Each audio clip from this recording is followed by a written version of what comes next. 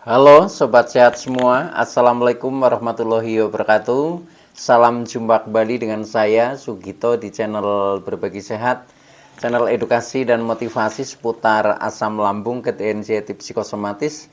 Berdasarkan pengalaman saya sebagai orang yang pernah mengalami penderitaan asam lambung, GT anxiety psikosomatis.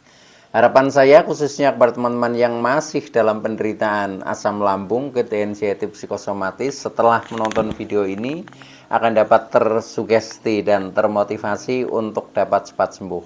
Saya bisa sembuh, insya Allah teman-teman pasti juga bisa sembuh, badai pasti berlalu. Baiklah teman-teman, pada kesempatan kali ini saya akan berbagi seputar asam lambung, GT anxiety psikosomatis dengan topik bagaimana caranya agar asam lambung normal kembali. Baiklah teman-teman ya, sebelum saya lanjutkan, tolong yang belum subscribe channel ini, klik subscribe dan loncengnya, supaya teman-teman tidak ketinggalan konten video-video berikutnya. Dan jika suka, klik like, selalu bagikan ke sosial media teman-teman. Semoga bermanfaat buat kita semua. Baik, kita lanjutkan. Jadi topik kita kali ini adalah bagaimana agar asam lambung normal kembali. Teman-teman semua perlu kita sadari bahwa penderitaan asam lambung, GERD, anxiety, psikosomatis ya, yang disebabkan oleh multifaktor, baik itu faktor fisik maupun faktor psikis, dengan sensasi yang sangat beragam, mulai dari ujung rambut sampai dengan ujung kaki yang sering kita kenal sebagai 1001 rasa sensasi. Memang sungguh luar biasa ya, sungguh dahsyat dan perlu kita tangani dengan bijak agar penderitaan asam lambung, GT anxiety psikosomatis dapat cepat membaik atau dapat cepat sembuh total. Nah, khusus pada session kali ini saya sharing dengan topik ini ya, yaitu bagaimana cara agar asam lambung normal kembali. Nah, ini mengingat ya, banyak komentar-komentar di kolom komentar ya, dimana masih banyak teman-teman yang mengalami sensasi-sensasi yang belum juga reda ya, artinya masih selalu muncul. Ada juga yang sudah kadang sembuh, kadang kambuh ya, bahkan ada yang sudah sepertinya sembuh sampai sebulan ya, tiba-tiba kambuh lagi, itu pun ada ya, dengan penderitaan-penderitaan yang durasi waktunya juga bervariasi ya. Ada yang sudah beberapa bulan, ada yang sudah beberapa tahun, ada yang bahkan lebih dari 5 tahun juga belum sembuh. Nah, ini sungguh mengganggu ya, mengganggu buat kita yang mengalami penderitaan asam lambung, GT anxiety psikosomatis. Nah, oleh karena itu saya sharingkan ya, tentunya berdasarkan pengalaman saya, dan alhamdulillah bisa sembuh ya berkat dari tip-tip yang ingin saya sharingkan kepada teman-teman. Nah, untuk itu tolong ya ikuti video ini sampai dengan selesai supaya tidak gagal paham. Dan alangkah baiknya jika teman-teman juga menonton video-video saya yang lain ya, karena di setiap video itu saling berhubungan ya, saling melengkapi, dan akhirnya menjadikan komplit tentang pemahaman seputaran asam lambung, GT anxiety psikosomatis, sehingga memudahkan kita untuk ikhtiar secara holistik ya, keluar dari jeratan asam lambung, GT anxiety psikosomatis. Nah, baik teman-teman ya, jadi kembali kepada topik, yaitu tentang bagaimana agar asam lambung, GERD, anxiety psikosomatis normal kembali ya. Nah, ini yang kita harapkan sebenarnya seperti itu. Karena kalau sudah normal kembali seperti sedia kala, artinya kita sudah sembuh teman-teman. Dan kadang menjadikan pertanyaan di dalam hati kita ya, ketika kita belum merasakan kesembuhan secara total ya. Nah, itu sering ditanyakan itu seperti itu ya. Dulu saya juga bertanya kepada diri saya sendiri, apakah saya bisa normal kembali ya. Terus kapan saya bisa mulai sembuh total. Nah, itu selalu seperti itu ya. Artinya kita itu merindukan ya, merindukan kesembuhan, merindukan kesehatan. Kita ingin segera produktif lagi ya, kita ingin terbebas dari gangguan asam lambung, ketensiasi psikosomatis, sebenarnya seperti itu. Nah, maka dari itu saya menangkap daripada komentar teman-teman yang ini memang penting ya. Sebenarnya kuncinya di sini. Kalau kita sudah bisa istilahnya memahami, menyadari, kemudian merubah perilaku, insya Allah nanti semuanya akan baik-baik saja. Karena apa? Karena penderitaan asam lambung, ketensiasi psikosomatis juga sebabnya sebenarnya juga dari keteledoran diri kita sendiri ya. Entah itu kita teledor dalam mungkin pola makannya, entah itu mungkin dalam pola hidupnya, entah itu dalam pola pikirnya, ya, dalam perilakunya, ya, dalam spiritual dan banyak faktor, pokoknya itu seperti itu. Tetapi ketika kita bisa istilahnya menemukan faktor apa sih yang dominan, nah kemudian itu kita istilahnya bisa menyadari, kemudian bisa merubahnya. Nah, disitulah sebenarnya kuncinya ya. Tetapi kadang kita juga sulit juga untuk menemukan itu ya, maka di sini memang dibutuhkan istilahnya mawas diri ya. Jadi koreksi terhadap diri sendiri ini penting sekali itu seperti itu. Nah, jadi begini teman-teman ya. Jadi kalau istilahnya dapatkah kita normal kembali ya seperti sedia kala sebelum terkena asam lambung, ketensiasi psikosomatis itu dapat teman-teman. Maka buat teman-teman tidak perlu menambah cemas ya, tidak perlu takut ya. Kita harus optimis, pasti bisa ya. Cuma butuh durasi waktu ya, butuh proses istilahnya. Butuh proses, dan kalau proses itu bisa kita jalani dengan penuh ketulusan, kesabaran, kepasrahan, keikhlasan, itu pasti nanti hasilnya juga akan membaik, atau artinya kita akan menjadi sembuh. Nah itu. Nah, ini sedikit cerita ya tentang sensasi-sensasi yang dulu juga saya alami ketika masih dalam fase kebingungan, yaitu memang yang kadang membuat kita kenapa ini susah istilahnya keluar dari jeratan ini. Kadang kita dihantam kebingungan ya. Bingung ketika kita sudah istilahnya mencoba berobat ke sana kemari tapi juga belum sembuh ya. Baik itu ke dokter, baik itu ke paranormal. Nah, itu akan menjadi tambah bingung lagi.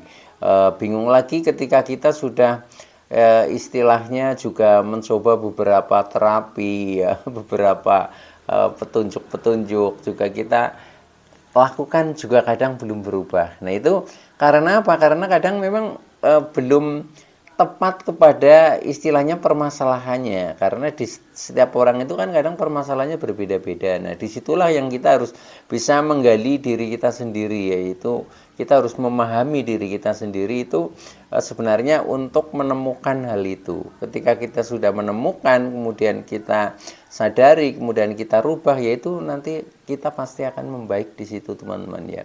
Itu.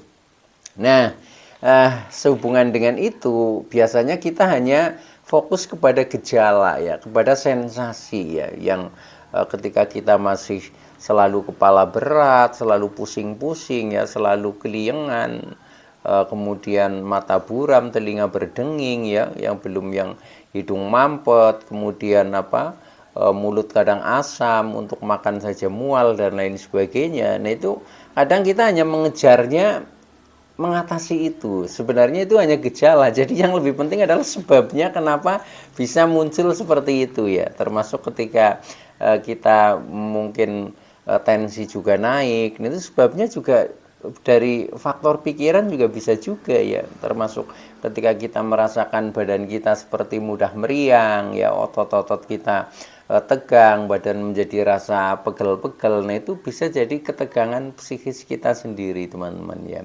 Nah demikian juga sensasi-sensasi yang lain ya, sampai dengan misalkan dada yang terasa panas ya, kemudian jantung seperti berdetak menjadi berdebar-debar ya, nafas menjadi pendek. Nah itu hanya sebenarnya efek saja, efek dari sebab yang kita lakukan itu seperti itu. Apalagi ketika kita belum bisa istilahnya secara psikis kita belum bisa berdamai ya, belum bisa tenang pikiran kita ya, masih sering bergejolak ya. Nah, itu ya otomatis lambung itu akan responnya juga negatif ya. Contohnya masih selalu merasakan gejala kembung ya, yang ulu hati mengganjal, yang kemudian begah, perih, sembelit, itu biasa seperti itu ya. Termasuk ketika kita masih kecemasannya tinggi, pasti kita jalan saja sempoyongan ya, tubuh rasanya lemes, tidak bertenaga, gerak sedikit saja itu sudah ngos-ngosan. Itu saya alami seperti itu teman-teman ya, makanya saya bisa sharing kepada teman-teman itu ya karena dari pengalaman yang seperti itu. Tetapi semuanya itu nanti akan berakhir ya, akan berakhir ketika kita memang sudah betul-betul berjuang ya, kemudian kita lakukan itu dengan tulus, dengan sabar, dengan kepasrahan, dengan keikhlasan. Nah, itu semuanya nanti akan lewat teman-teman. Makanya sering saya ngomong badai pasti berlalu, itu betul ya. Jadi memang di alam ini di semesta ini kita sifatnya itu dualitas ya. Jadi kadang ada sehat ya, pasti ada sakit ya, seperti itu. Ada senang, pasti ada penderitaan, dan semuanya itu harus kita lalui teman-teman ya. Ada kesulitan, pasti ada kemudahan. Inna mangal yusri yusro, itu seperti itu. Nah, kalau kita paham tentang itu, maka kita akan bisa menerima ya, menerima hal-hal yang selama ini dianggapnya sebagai penderitaan. Contohnya yaitu kita mengalami gangguan asam lambung ketensi, itu psikosomatis. Tetapi kalau itu sudah kita bisa menerima, kita bisa merasakan ya, apalagi kita rasakan dengan ketulusan, kesabaran, kepasrahan, keikhlasan, itu nanti akan lewat teman-teman ya.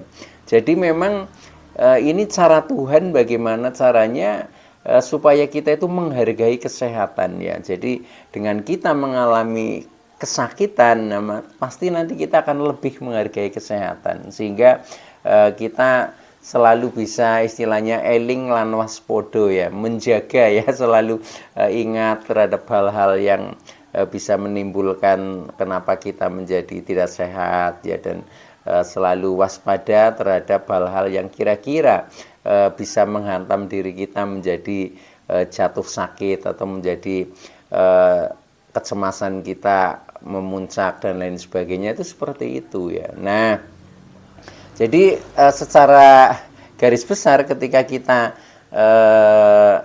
narik penyebabnya ya, jadi ketika kita mau istilahnya merubah sesuatu, itu memang kita harus temukan dulu sebabnya ya, sebabnya yang dialami oleh diri kita. Nah, sebab itu kan dari multifaktor. Nah, dari multifaktor itu kira-kira faktor mana yang dominan ya, walaupun juga bisa disebabkan dari beberapa faktor, itu juga bisa juga, karena ini apalagi yang namanya asam lambung, GTNC, psikosomatis ini bagaikan lingkaran negatif ya, lingkaran setan. Nah, itu yang kadang seperti itu ya, jadi nggak ada putusnya, itu seperti itu. Nah, tetapi secara umum ya, secara garis besar sebab-sebabnya itu biasanya diawali dari misalkan pola makan kita yang kurang baik ya. Contohnya seperti saya dulu juga berawal seperti itu ya. Terus terang saja, saya dulu makannya tidak teratur, sering terlambat makan. Kemudian saya terlalu over minum kopi ya. Dulu itu seperti itu. Jadi perut kosong pagi-pagi mau berangkat kerja itu yang penting ngopi saja ya. Sudah ngopi, kemudian merokok, dan kemudian berangkat kerja. Nah, nanti makannya ya sedapatnya, kadang jamnya nggak teratur, itu seperti itu. Nah, itu berlangsung bertahun-tahun ya, bahkan berpuluh-puluh tahun. Nah, akhirnya itu imbasnya menjadi terkena MAH ya, terkena MAH, katanya lambung iritasi ya, karena kopi itu katanya mengikis ya, mengikis lambung, akhirnya terjadi iritasi. Nah, ketika itu sudah salah satu faktor, ya sudah, saya harus merubah itu semua. Istilahnya kita harus banting setir ya di situ. Oke, saya perbaiki ya. Tetapi setelah itu masih ada lagi ya, walaupun itu sudah saya perbaiki dari pola makannya, ternyata sudah mulai terkena anxiety psikosomatik ya. Jadi kecemasan ya. Kenapa cemas? Karena dari sakit yang tidak sembuh-sembuh ya. Jadi waktu itu cukup memakan durasi yang agak lama ya. Waktu itu saya dari awal terkena sampai dengan sembuh total itu hampir 2 tahun ya. Itu seperti itu. Nah, sehingga mulai 1 tahun terkena ya, kemudian di tahun kedua itu sudah tambah anxiety psikosomatik ya. Nah, anxiety psikosomatik itu karena apa ya yang dirasakan ya, terutama istilahnya tentang kondisi kesehatan kita yang berawal dari emah ya, dari lambung ya, atau dari asam lambung. Nah, itu menjadi menakutkan ya, menakutkan, yaitu di pikiran saya jangan-jangan tidak sembuh ya, kemudian sensasinya semakin bertambah ya. Nah, itu akhirnya itu terjadi GERD. Nah, setelah terjadi GERD kemudian sensasi makin komplit ya, nah itu makin cemas lagi seperti itu. Kemudian kita mencoba berobat ke sana kemari juga belum cocok, nah nambah cemas lagi, itu seperti itu. Sehingga ketika kita memang masih istilahnya belum paham tentang siklus ini ya, nah itu semakin tinggi kecemasan dan psikosomatik kita, sehingga apa yang dipikirkan oleh kita itu seringnya hal-hal yang negatif ya. Contohnya jangan-jangan terkena penyakit berat, jangan-jangan tidak sembuh, jangan-jangan akan segera menemui kematian dan lain sebagainya seperti itu. Nah, itu yang membuat semakin cemas. Nah, itu hal-hal seperti itu yang harus kita memang harus paham saja dulu ya, paham, kemudian kita mencoba istilahnya menelaah hal itu. Nah, itu yang nanti harus dirubah teman-teman ya, dirubah mulai dari pikiran. Jadi terutama anxiety psikosomatiknya itu memang berawal dari pikiran yang negatif ya. Nah, kalau kita sudah bisa merubah mindset pikiran ya, nanti kita akan semakin membaik seperti itu, karena doktrin-doktrin juga sudah kita ganti ya. Yang tadinya serba ketakutan kita rubah menjadi mulai jadi pemberani, contohnya seperti itu ya. Nah, itu jadi bisa disebabkan dari misalkan yang berhubungan dengan pola makan ya, bisa juga disebabkan dari masalah pola hidup ya, hidup yang tidak teratur itu juga kadang akhirnya lambung kita menjadi tidak normal ya. Contohnya istirahat selalu kurang sehingga kita selalu kecapean ya, kemudian merawat tubuh juga kurang baik ya, kebersihan tubuh kurang baik dan lain sebagainya. Nah, itu akhirnya pokoknya dari hidup yang tidak teratur itu juga bisa menyebabkan seperti itu, atau dari pola hidup. Nah, belum dari pola pikir sendiri ya. Pola pikir sendiri itu ya karena kita secara psikologis itu kadang banyak tekanan-tekanan pikiran ya. Tekanan pikiran itu contohnya permasalahan-permasalahan yang tidak kunjung selesai. Itu seperti itu. Yang namanya orang hidup kan otomatis lah ya, itu permasalahannya banyak ya. Bisa yang berhubungan dengan mungkin harta, bisa yang berhubungan dengan tahta, bisa yang berhubungan dengan cinta dan lain sebagainya ya, yang akhirnya menimbulkan perasaan kita contohnya menjadi tidak merasakan kebahagiaan, tapi justru sebaliknya ya, kita merasa cemas, merasa sedih ya, merasa tersakiti dan lain sebagainya. Nah, itu juga sumbernya itu di situ ya, sehingga memicu emosi kita menjadi selalu tegang ya. Contohnya kita menjadi selalu marah-marah, kemudian kadang kita menyimpan rasa dendam dan lain sebagainya. Nah, itulah ya sebenarnya sumber-sumber yang menimbulkan psikosomatik itu seperti itu. Walaupun kita kadang sudah berusaha istilahnya meredakan itu semua, tetapi ketika batin ini belum bisa melupakan, nah itu tandanya kita masih menyimpan luka batin atau kita masih menyimpan pendaman emosi. Nah, itu yang sebenarnya harus diselesaikan, harus dilepaskan. Nah, kalau kita sudah mengetahui hal itu ya, nanti kita akan mudah untuk keluar dari jeratan asam lambung ke anxiety psikosomatis, dan akhirnya kita bisa normal kembali teman-teman ya itu. Nah, itu juga caranya sebenarnya sih sudah pernah saya sharingkan di konten-konten yang lain ya, cuma Cuma ini saya hanya ingin menekankan kembali secara garis besar, mengingat untuk menjawab pertanyaan-pertanyaan teman-teman yang selama ini juga masih istilahnya belum stabil lah, seperti itu ya. Nah itu.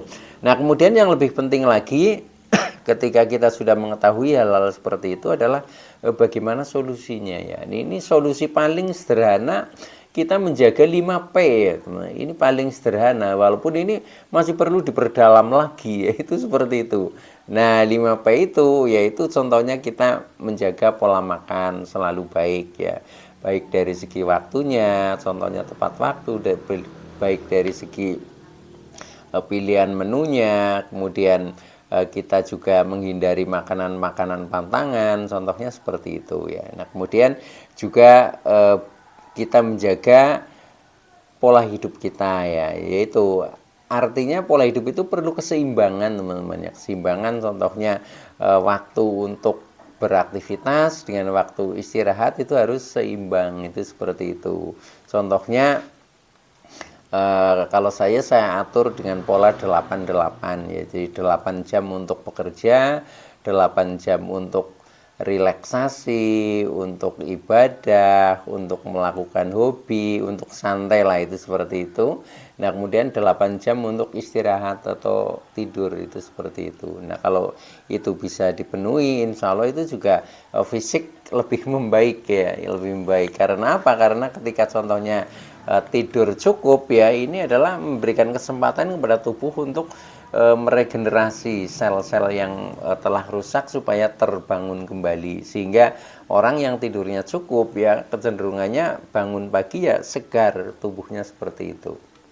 Nah kemudian selain itu selain pola makan, pola hidup, kemudian pola pikir ya. Nah ini pola pikir sebenarnya agak rumit ini teman-teman ya.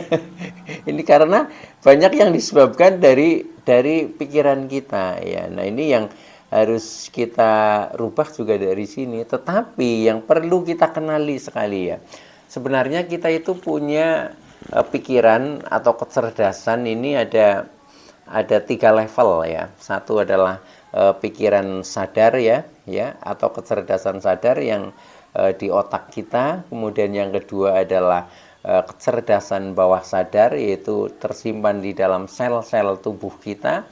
Dan ada pikiran atau kecerdasan atas sadar ya, yang tersimpan di jiwa kita, itu seperti itu.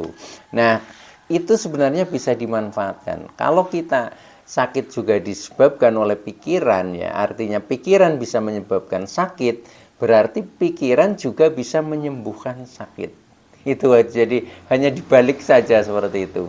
Nah caranya bagaimana? Caranya pertama, pikiran yang tadinya penuh dengan negative thinking kita rubah menjadi positive thinking. Kemudian pikiran sadar kita ini juga bisa memberikan perintah kepada pikiran bawah sadar kita, yaitu yang tersimpan di dalam sel-sel tubuh kita, untuk istilahnya menyehatkan dirinya sendiri atau self healing, yaitu seperti itu. Dan itu bisa, caranya bagaimana ya? Caranya dengan kita melakukan meditasi afirmasi positif. Jadi kita inginnya apa, nah itu sampaikan saja pada saat situasi meditatif. Nah itu nanti sel-sel tubuh akan bekerja dan akhirnya akan membaik dengan sendirinya sesuai dengan perintah dari pikiran sadar kita. Nah itu lebih detailnya lagi sudah saya share ya di video-video yang lalu, yaitu tentang self healing atau penyembuhan diri sendiri, itu seperti itu. Itu bisa ditonton kembali teman-teman ya, insya Allah itu akan menjadi cepat membaik. Nah itu hubungannya dengan pola pikir ya, kita manfaatkan pola pikir kita sebagai penyembuhan diri kita sendiri. Nah kemudian untuk mendukung itu juga harus dengan pola perilaku kita ya. Pola perilaku itu sebenarnya ya sikap kita, tingkah laku kita. Nah ini akan lebih mendukung ya, lebih mendukung. Intinya adalah kita harus berperilaku baik ya. Nah untuk berperilaku baik itu juga kadang gampang-gampang susah ya, tetapi ukurannya mudah. Ukurannya pokoknya baik bagi diri kita sendiri, juga baik bagi orang lain. Nah, kita kan seringnya kadang baik bagi diri kita sendiri, tapi bagi orang lain itu belum tentu baik. Nah, itu namanya egois yang seperti itu ya. Nah, kalau ini usahakan itu seperti itu dalam kita istilahnya membangun hubungan dengan orang lain, nah itu usahakan seperti itu. Karena apa? Karena semua kebaikan yang kita berikan itu akan kembali kepada diri kita sendiri. Nah, ketika kita menjumpainya hanya kebaikan-kebaikan yang datang kepada diri kita, maka ya kita akan menjadi jauh lebih tenang, lebih damai ya, bahkan lebih bahagia. Nah, disitulah nanti kita akan mulai sembuh, yaitu seperti itu teman-teman. Nah, itu hubungannya dengan pola perilaku. Nah, yang terakhir adalah hubungannya dengan pola spiritual ya. Jadi 5P itu pola makan, pola hidup, pola pikir, pola perilaku, dan pola spiritual. Nah, pola spiritual ini juga porsinya tinggi teman-teman ya. Jadi untuk istilahnya terlepas dari terutama anxiety dan psikosomatisnya ini sangat menentukan ya. Nah, ini ya intinya di dalam pola spiritual kita lebih mendekatkan diri saja ya. Mendekatkan diri saja kepada Tuhan Allah Subhanahu wa taala sesuai dengan keyakinan kita masing-masing lah. Mungkin melalui kita meningkatkan ibadah kita, mungkin melalui istilahnya membaca ayat-ayat suci, melalui berzikir maupun melalui ritual-ritual agama kita masing-masing itu. Nah, itu lakukan saja, nanti kita akan menemukan kedamaian di situ ya. Nah, semakin damai, semakin tenang, akhirnya semakin tentram ya. Nah, disitulah nanti kesembuhan itu pasti akan datang. Baik teman-teman, ya itu dulu yang bisa saya sampaikan, kurang lebihnya mohon maaf ya. Terima kasih atas like, subscribe, serta komennya. Saya Sugito dari channel Berbagi Sehat. Saya bisa sembuh, insya Allah teman-teman pasti juga bisa sembuh, badai pasti berlalu. Oke, terima kasih, sekian, wassalamualaikum warahmatullahi wabarakatuh.